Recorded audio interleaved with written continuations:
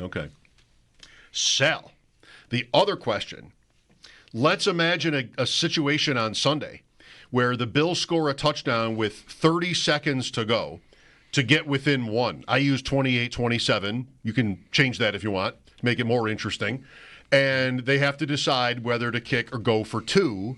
Fans are having fun with it on, what is it, X? Sure. Saying it's also in the chat on YouTube. I don't know, really. I haven't looked. One person asked, how many timeouts does Kansas City have? Which I like. I'm trying to. What's the best? It doesn't matter to me. I saw your question. All right. I have an answer. Let's go. I think it's easy for me. You're going for two. No, regardless, Kansas City's going to try to win the game with 30 seconds left. That's right. So why you have one less possession? I don't care how many because you're guaranteed one each in overtime, but they're guaranteed one after that. So they're going for the win. Like it doesn't matter if it's tied or they're down. They're going to try to win the game with 30 seconds left. So I'd rather be up than not. I mean, because really my only other scenario there is I might go to overtime, but they're going to try and beat me. I have the lead, and you know what? Right now, honestly, like the way Josh Allen runs the ball, I'm going for two, and I'm putting him in shotgun, and I'm putting Reggie Gilliam on the field, and I'm putting Alec Anderson on the field, and I'm loading up the right side and literally just having him try to plow through. That's the play. Do I care? Because we'll be talking. Bulldog and I will keep talking after Sal has left us today. Do I care how many timeouts the Bills have? Because if the Bills have three timeouts, all right. Just to say, like if they had their full complement of timeouts, and you go for two, maybe it's more reason to go for two. You don't make it, then you could kick it deep, although 30 seconds might not be enough time for that. But you could get the ball back. If you have fewer than three timeouts, you will not get the ball back. I'm going for two. And I also want to add in, Tyler Bass has missed 5 extra points this year. Yep. Mm-hmm. Yeah. I said earlier, Sal, you could sooner convince 30 seconds is a very interesting, amount of time to me. If it were zeros and everybody's getting it in overtime, I might listen to kick it.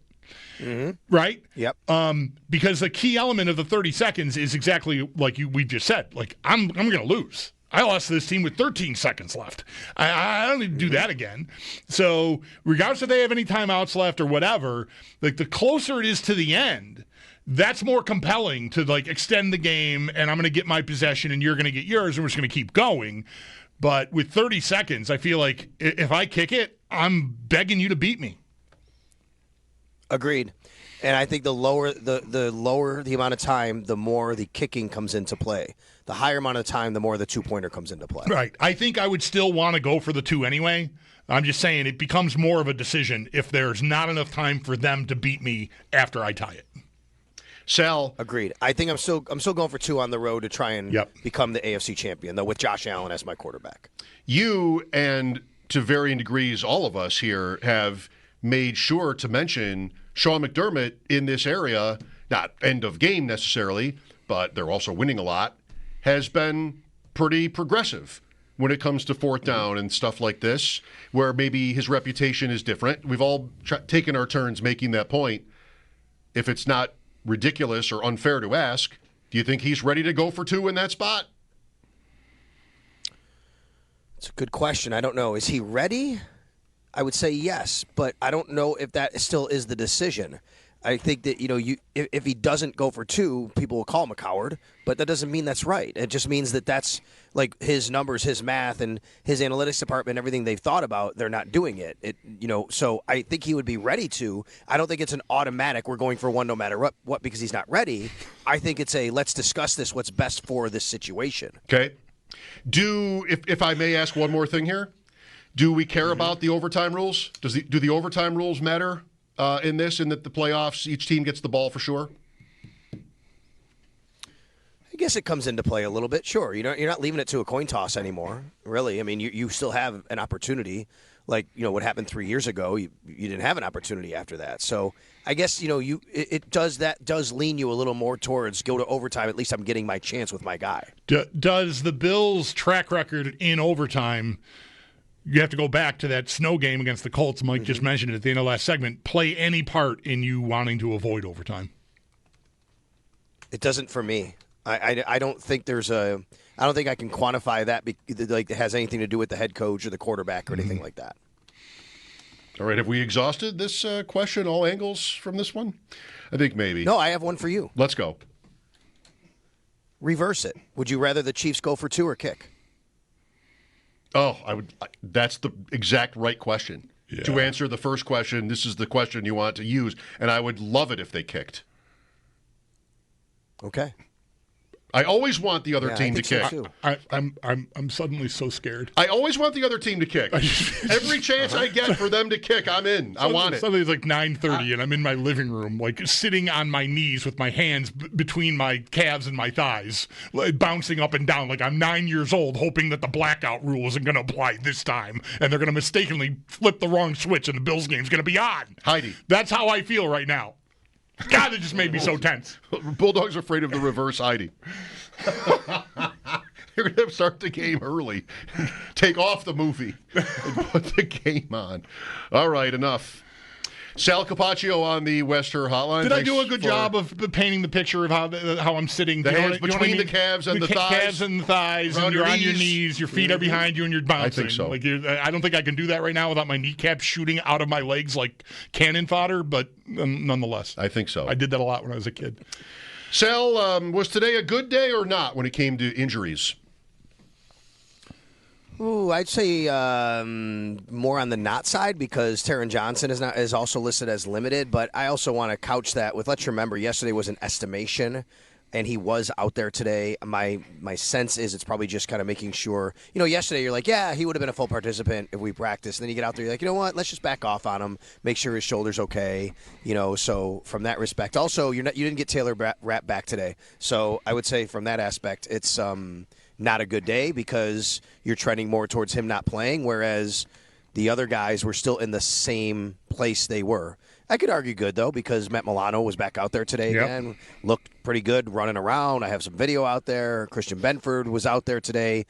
He's wearing a Guardian cap. So, I don't want to say good or bad necessarily. I think you could look at it both ways. Yeah, the Milano thing was definitely, to me, great news to see him moving around like that. And, maybe this, doesn't have to describe everyone, but minute Rapp left on a cart, I just thought, well, he's probably not going to play next week. So, in my head, whatever his status is, I'm just like, yeah, I'm probably not going to have him. It's easy for, not that he doesn't have value, obviously. I mean, a huge play early in this game against the Ravens.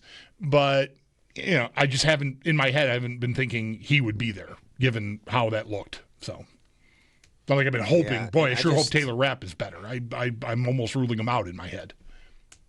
Yeah, I am too. I mean, he has not practiced for 2 straight days. We haven't seen him. It's not like we've seen him off to the side either. You know what I mean? So in that case, I generally think the guy's not playing because he's not out there. And, he could be in the non-media viewing part of practice. As you guys know, we don't get to see it all. We watch a little bit and we leave. Maybe he comes out and he's standing around and, getting the game plan and everything. But, it is a concern for me because, you get Patrick Mahomes and this great veteran quarterback and you're going to have a rookie probably next to DeMar Hamlin, and they're going to have to really be buttoned up on the back end to make sure they don't allow a Hollywood Brown or Xavier Worthy, big play behind them. Sal, do you have, to those names, with those names in mind, after Kelsey, do you have one player on Kansas City on their offense, after Mahomes and Kelsey, that you think is of the most concern to the Bills? Is it Worthy? Is it Brown? Is it someone else? I think you have to go Worthy because of how much they've used him lately. You know what I mean? Like, he's getting involved in the offense. To me, that's what it is. This could also be me in the fear bunker because of Xavier Worthy and Keon Coleman and the trade and all that, right? I mean, recognizing all of that, I think if you look at their team and what they've done here, they've really kind of amped him up, and they've really started to get a little bit going with him. They've intentionally been targeting him both in the pass game and on end arounds and things like that, end arounds and things like that. And I think that's the guy. I mean, I think DeAndre Hopkins could make a big play. Obviously, Hollywood Brown could make a big play. But I think just the volume of how they want to use Worthy as this gadget guy, plus he can go down the field, to me, that's probably, and plus how fast he is, obviously, you just kind of probably have to be aware of where he is. Yeah, that was my choice, too. Like, I just don't, I know DeAndre Hopkins has been a great player in the league for a long time. Hollywood Brown has had his moments, but Worthy to me is the guy. Like you just said it. I think I answered almost exactly the same way when Mike and I were talking about it earlier. The jet sweep stuff, and there's been stuff closer to the line of scrimmage too. It's not all just rainbows down the field to him. Mm-hmm. So they've sort of developed I guess a route tree that they're using for him. And, I think he is the next most dangerous guy as I go into this game. And I don't think any part of that is what you're saying, the fear bunker about he and Keon and the trade. I mean, I haven't really thought about it until today when we started talking like this. So that's not where my answer sprung from. I just think he's their next best player. Mm-hmm. Yeah, me too. I have a respect, though, for what Pacheco can do, but we talked about this earlier this week. It just hasn't really hit yet. And Kareem Hunt, he's an older player. And, I look back today, guys, that they have not had a running back since they went to – did they go into overtime against Carolina, right, if I remember correctly? Yes, remember they that did. Game? Yes. They went to overtime. They have not had – that was the week after the Bills, by the way, the Bills game. They have not had a running back go over 60 yards since that game. Not one. They had a 60-yard running back against the Bills, but they do it by committee. But even then, it's just they haven't had one guy. The 68 yards is in that game. That was tops. Not a overtime game, Carolina. Not an overtime game. But they won at the gun. Oh, they did. I'm Carolina sorry. tied it late, and they won. Okay. I'm sorry. Thank you. Yeah, right. That's twice today. I think I said that. You didn't correct me. Yeah, but it's still the point about the running game. It's just such, I keep thinking this game is so different than last week. It really is. You don't have this mesh point between, Mahomes and his running backs like you did with Lamar and Derrick Henry. And who's going to have the ball? And you better have a guy on Lamar. Now, I do think you need a spy on Mahomes, though, on passing downs, no doubt, because he can get out. But that's not what I'm talking about. I'm talking about loading up on the run game. The Bills just focused on that last week. I don't think that's the case this week. I think this week we're going to trust that we can stop the run. There's going to be times we have to load up a little bit more. We're going to trust we can stop it. Because this is a different animal, we have to be well more aware of their passing game, their intermediate, their tight ends especially. They hurt the Bills with tight ends. They have before. They did in the regular season game, even though they lost Noah Gray, 2 touchdowns, right? I mean, that's to me where the focus has to be this week. If I may, on Worthy and Coleman, I haven't thought about it at all either. One of the things that's been really sort of noticeably enjoyable or smooth about this season is that we never ended up obsessing about Worthy or Stephon Diggs, right? The Bills had such a nice year, and Coleman did enough. How can I ask this, or should this wait? How does it feel, this trade? I mean, the Bills are here, and I doubt anybody's sort of upset about it at this point. Worthy did play a bigger role in their offense than Coleman did, and James Cook rushed for 16 touchdowns, so that's not necessarily a bad thing. But Coleman on the year, the yards, he went for almost double the yards per catch than Worthy did. He was a big play guy. 29 catches, 4 touchdowns. Worthy ended up scoring 9 touchdowns for the Chiefs on 59 catches, 6 touchdowns, receiving 3 rushing. If it's not obnoxious to ask right now, how do you guys feel about where that stands, the decision to make that move? I've always been okay with it. I never believed in you don't trade with the Kansas City Chiefs because they're Kansas City Chiefs. I think that's a bunch of junk because you do what's best for your team. The Bills clearly didn't value Xavier Worthy that much. So, hey, whatever. Whoever's going to get him is going to get him. If that's Kansas City, and then you traded because you wanted to move down to get your proper value. I will tell you, though, that I think that there are people just waiting in the weeds as usual to tell you, that it was terrible based on something that they see as a result of maybe Sunday. I still get it every once in a while. I think last week maybe or 2 weeks ago, whatever, Xavier Worthy scores a touchdown.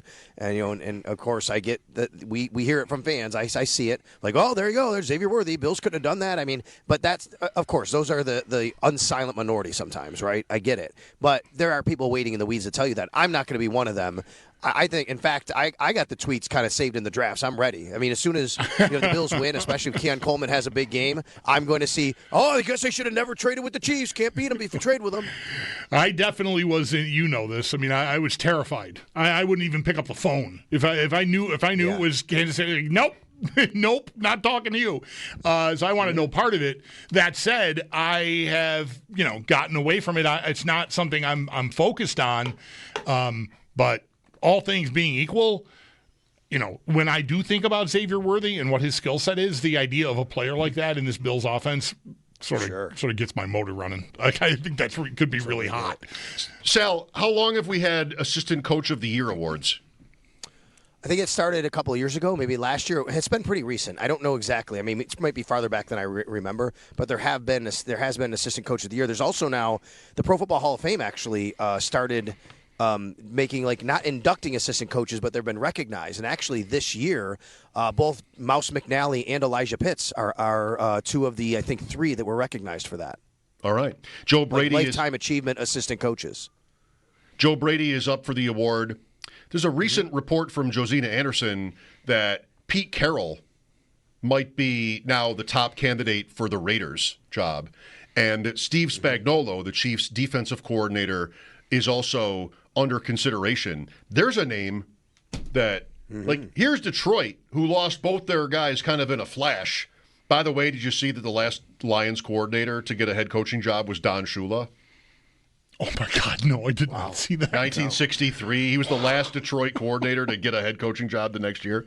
Well, I mean, your thoughts here as it stands now, Sal, with Brady for this. And, Spagnuolo is somebody, I guess we had this with Eric Bieniemy, but Spagnuolo's been a head coach in the league before. Seems like a guy that might be deserving.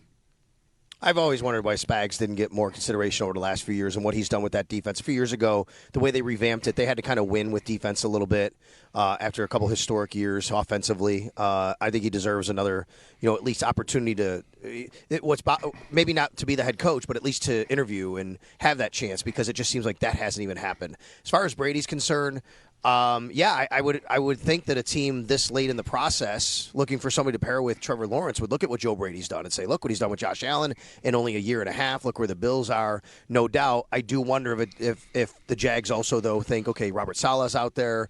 There's a couple others, that have some little guys that, been around a little bit. Maybe that's a little bit more of what they're looking for. I'm not sure. But it doesn't surprise me that Joe Brady, would be garnering interest there as well as in New Orleans. New Orleans, right. There's a report that they want to talk to him next week, right? Whatever happens. Yeah.